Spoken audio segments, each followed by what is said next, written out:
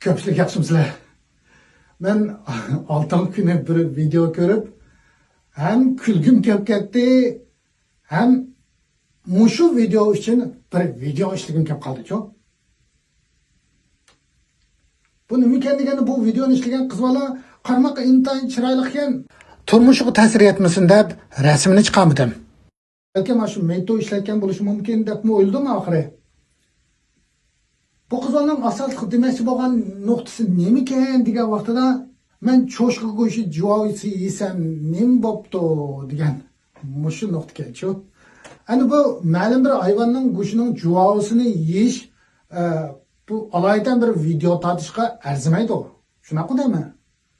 Biroq mush qizlarning degan bir og'iz gapi mening mush video tortishimga nisbatan turtkilik bo'ldi.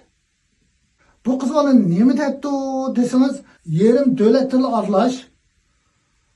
我为啥要考虑娘家的感受，不吃我最喜欢吃的东西呢？ Bundaç bir qavaqtada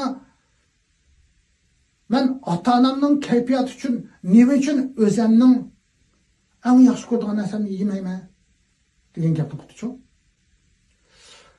Men mush qizlardan so'rab baqsam, siz nyangja degan narsaning nima ekanligini bilamsiz? Nyangja degan sizning onangiz.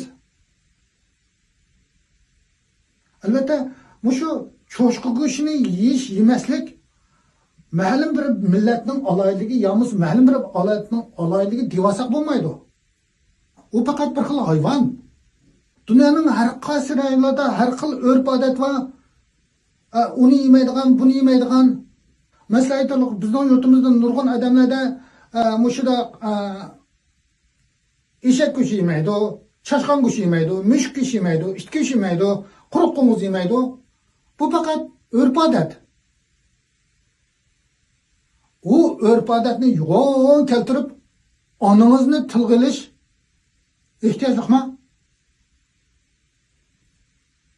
Bir narsani yeyish, bir narsani yemaklik bilan oliyjanob yo'masa pastkash degan mushu nazariya bilan ayirsak bo'lmaydi.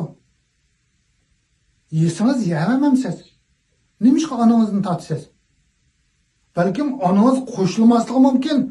Onangizning qarshi turgan yeri nima degan vaqtida bizning millatimizda mush yegan ishkinni bozorga chiqib ko'z qilib yeydigan ishni divonning qiliqi deydi.